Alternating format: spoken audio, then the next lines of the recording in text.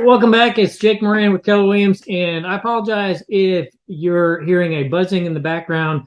It is leaf season, and my neighbors' yard guys are outside. They will be here for 47 hours.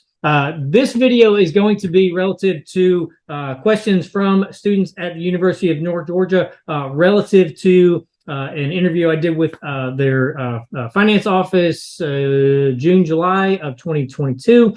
And these questions are sent in by students, very good questions, and they are relative to the market and the world of real estate. So we're going to dive into these questions. At some point in this video, I'm going to share my screen with you to show you a few things that we're talking about, so you can check them out on your own if you'd like, and you don't have to take my word for anything. So, but this is my space. This is what I do and how I spend my day to day. So hope this is helpful and informative to you. So the first question is, I'm interested in seeing what has the largest impact on the housing market. I know the Fed does a lot with interest rates, but what impact does the current administration and Congress have in the real estate market? Is there much impact to do, or free market factors prevail overwhelmingly? I don't know who wrote this question. This is one of the most well thought out 3-sentence questions of all time. And just like hats off to you. So I'm going to share my screen with you relative to this question, because this will help dial into several of these layers and help you see for yourself. So, okay. So everyone in the world of finance should know who this cat is. This is Chairman Powell. This is the chairman of the Fed. And as I like to call him, Uncle Jerome. This was the speech that he gave at the end of September 2022. You can see here, it's on YouTube. I just did a screenshot of this yesterday. This is the sad state of affairs in my world. Okay. There's less than 200,000 views on this. This is probably one of the most important 8-minute speeches and then 30-minute Q&A that has probably happened in the last, I don't know, the last 2 years. And there's less than 200,000 people who are paying attention to it. So, or actually know the content of it. What I will say is all of you watching this should go in and watch this video. Don't take my word for anything, and listen whenever you hear people like this talk. And my hat's off to him on a certain level, because as opposed to a lot of politicians, he actually answers the questions pretty forwardly. And whenever you hear someone in a position like this, I want you to think through, what are they saying and what are they not saying? And is there anything that's kind of obvious stuff that they're avoiding and not saying anything about? So those 3 categories of things, there's multiple things that he says in his speech, talking about restrictive interest rates, talking about bringing demand down to a sustainable level, talking about, we're committed to doing this, talking about some of these things. And when you understand the nature of the Fed, one, they basically have no governance. They're not a democratically elected party, which is my fundamental problem with them and being able to pull the Geppetto strings on the effectively the U.S. economy, which affects the world economy. Jakey no likey. So, however, there's also things that he says in this speech, which you should kind of hear repeated and then say, okay, what's he saying and what's he not saying? One of the factors that you need to pay attention to anytime the Fed is talking about supply and demand is the Fed only has control over demand. The Fed cannot do anything about supply. So to your question, that's the supply side is what the administration and Congress can handle. And quite frankly, they haven't done jack. They have not done anything. This is not a pro any political party. There has been pretty much nothing done in terms of freeing up supply chain issues. And in using that same word supply, there has been a flood of just printing money, just throwing money into the economy, which makes Uncle Jerome's job a little bit more challenging, because now he's having to deal with the cost of money significantly changing when they didn't really do anything. So now they got to kind of counterbalance that with some of their decision making. So supply chain has been managed horribly by Congress, and on both sides of the equation in our administration. And the flooding of money into the economy is, I mean, this is like economics 101. Like, you cannot do that and not have inflation. You can't do it. So on the demand side, this is what the Fed does. They do not have control over supply. They have control over demand.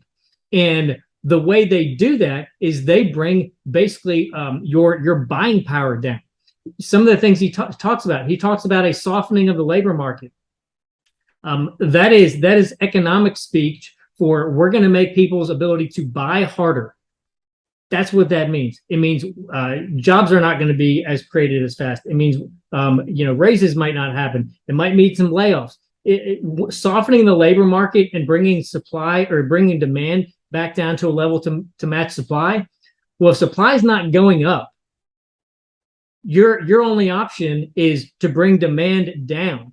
You do that by making money more restrictive, and that's what we're seeing by and large in interest rates, because what has happened in people's buying power over the last couple of years has been quite frankly horribly mismanaged. And I'm not that smart, but I'm going to show you a couple slides, and then we're going to kind of dive back into some of these questions.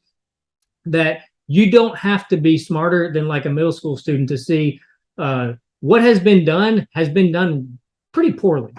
So this is a graph here of the U.S. inflation. Now, this is where I can honestly tell you this isn't a political anything. You can see here in these this age date range here.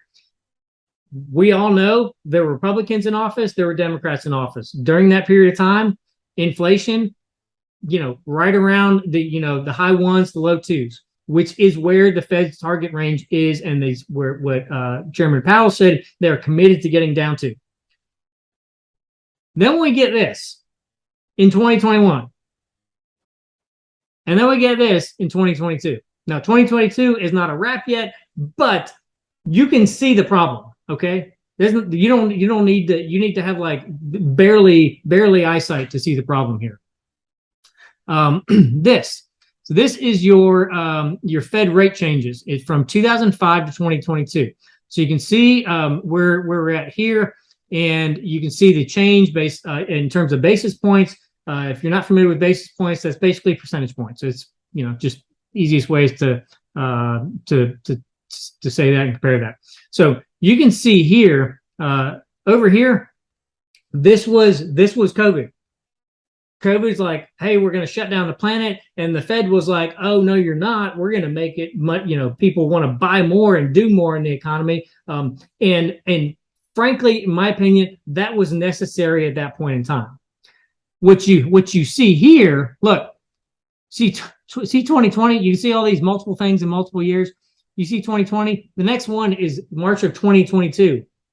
2 years. 2 years. That, like,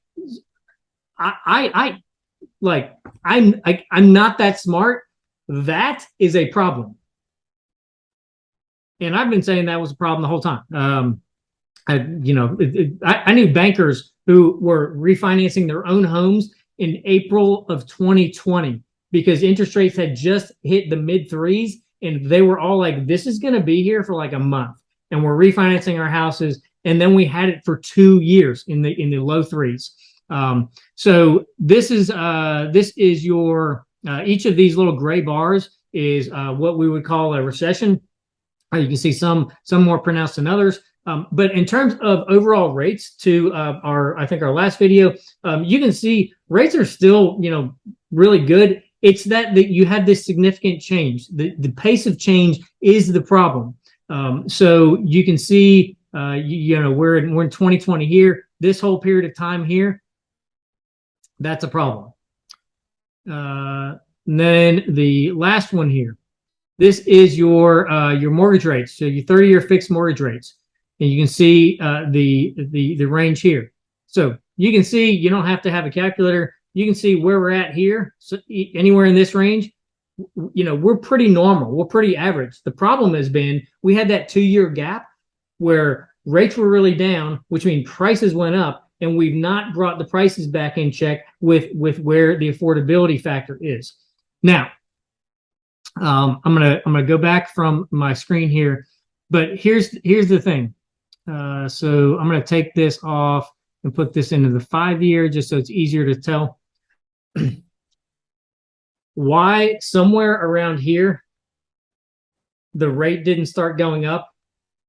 That's the problem. If we're going to have a significant slowdown in the economy, if we're going to have recession, we're going to have these hard economic factors.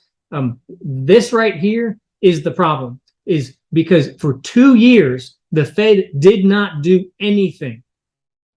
The economy was being flushed with cash. Supply chain was not being fixed or addressed in a way that was going to do anything positive.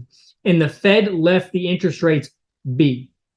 And for 2 years, prices went up and up and up and up and up. And then all of a sudden, they're like, oh, whoopsie, time to get to work. And that's the pain we're currently experiencing in the housing market. So hope that's educational for you on that. I'm going to go on to the next question. More recently, housing market has shot up for a while, getting multiple offers and more money on houses. Do you think we're going to slowing down the real estate market for so long now that we basically overcompensated and there will be a crash in the housing market soon? Economics is usually a roller coaster up and down, and the large peaks in business and real estate makes me wonder if there's going to be a severe decline in the market. Great question. So a lot of people have kind of compared this to 07, 08, 09. I can tell you there's so many factors that are completely contrary to where we were in that economic cycle. One, your ability to get a loan is way different than it was back then. Back then, you could pretty much put anything down. No one was checking anything. I can tell you, I have clients right now who are getting a loan, and they feel like they're getting interrogated because there's so much information that's required in order to get a loan now that the only people who are getting loans are people who should be getting loans. So the foreclosure rates, all that stuff that affected the real estate market drastically, almost all that's gone away. And the equity people have in their properties is so significantly higher than it was before then. If people get in a pinch, they can still sell their house. Maybe they're not going to get what they wanted to get for it, but they're going to be right side up, not upside down. If you were somewhere in the last couple of years and you dealt with the pandemonium of having to go above appraisal or above asking or whatever like that, you also got a really good interest rate. So your payment is really affordable given the sticker price on the property. So as long as you don't do like exponentially foolish, like you'll be fine even if you're not quite where you want to be in terms of your property value. The last couple of years, I don't think we've been in a bubble. I think if anything, we've kind of blown a bubble because people had more access to more money. When you have interest rates in your 3.5% for a traditional loan, it's basically free money. It's the closest thing you will ever have to free money in something like real estate. And that will always cause prices to spike. So I don't think we're anywhere close to a lot of the factors involved. And even if we took, so overall, just the average recession value when 08, 09, 2010 hit, most markets lost somewhere in the 25% of the market range. So, there were markets that were hit very little, 5% value. And there were markets that were hit, maybe 30, 35%. But on average, it was about 25% of the value. Do you know where, if we took a 25% hit in value, do you know where that gets us? It basically gets us 2019, 2020 values. So we've just had that huge acceleration. But if we drop a quarter of the market price, it's going to put people back pretty much where they were at in 2019, 2020. So it's not going to be 50%. It's not, I mean, it's not going to be like that. So there's that. When interest rates go up, do real estate businesses such as yours have a harder time selling houses because more people may not be able to afford the extra amount? It seems businesses could really fluctuate depending on the interest rate changes, as you mentioned. Great question. That's the challenge we have right now in terms of, prices are still high, interest rates are significantly higher than they have been, and there's an affordability issue. That's where we get I hate using the term creative financing, but there's always been a way to buy down rates to that the affordability level. So we have right now we have situations where whether it's the broker, whether it's the seller, whether it's the buyer, that people are buying down the rate. There a lot of offers are below list price right now, and those are being accepted.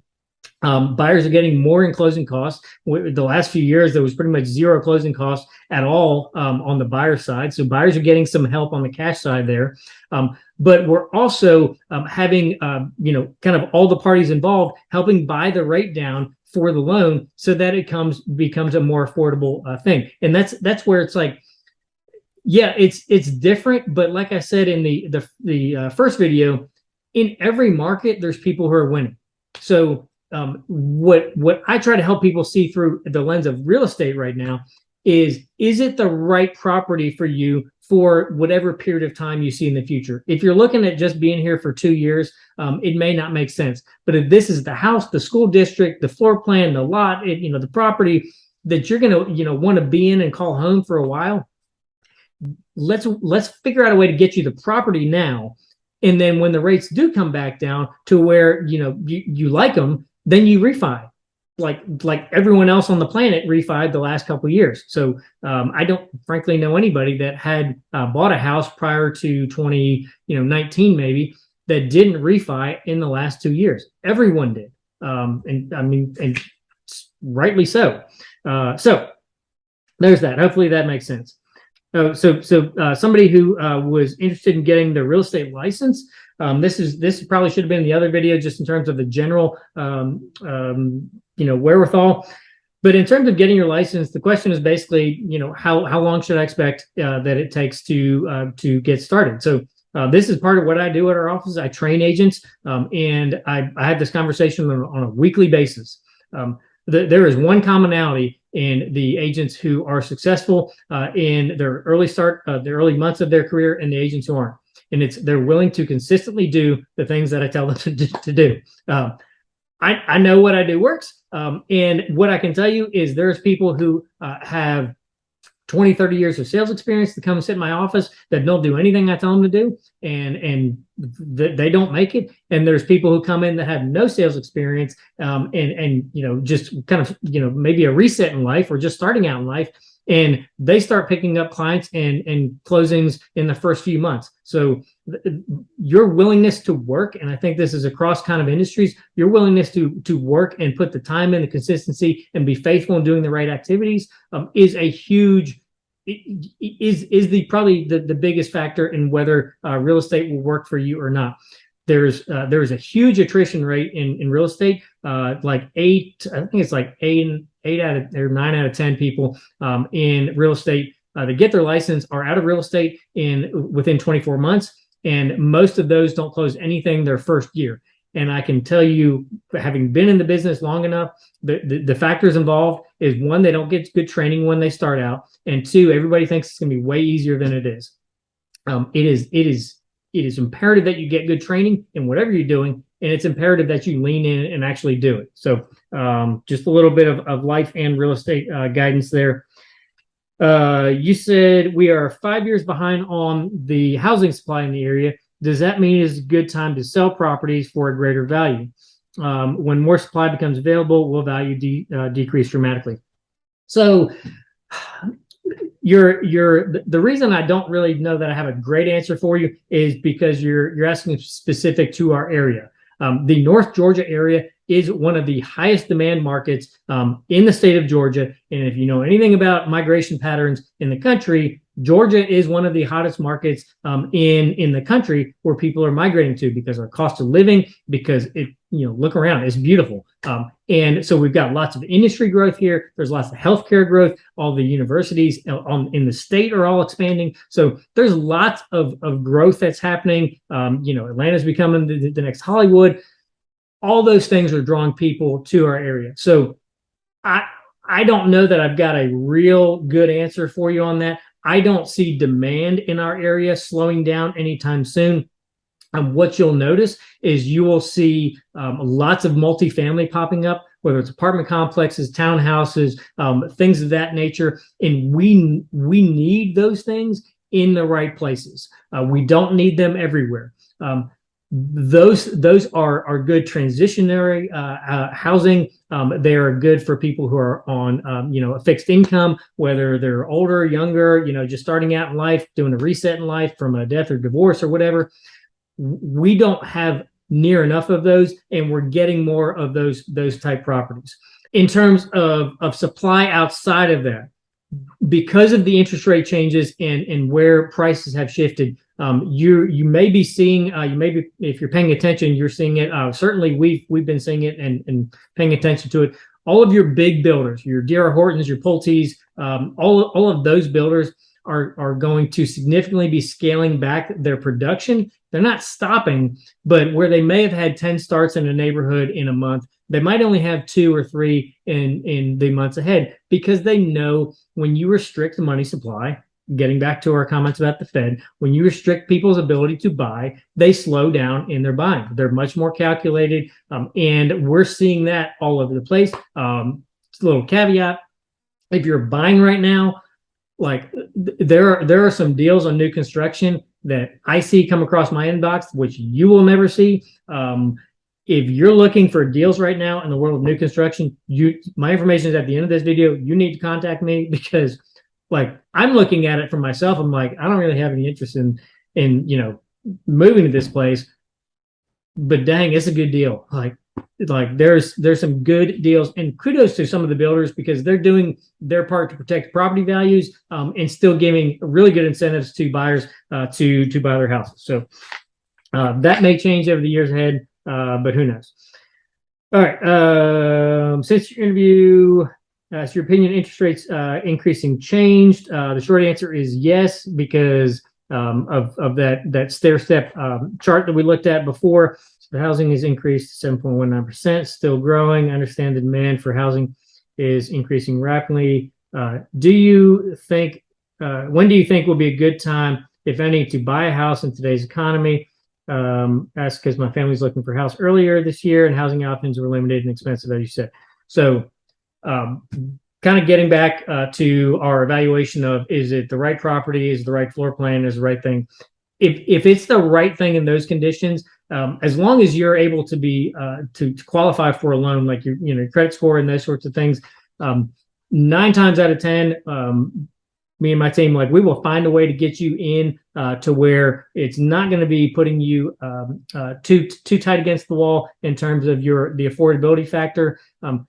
But by and large, most people in the general public, they don't know what options are out there or how to negotiate for what they need.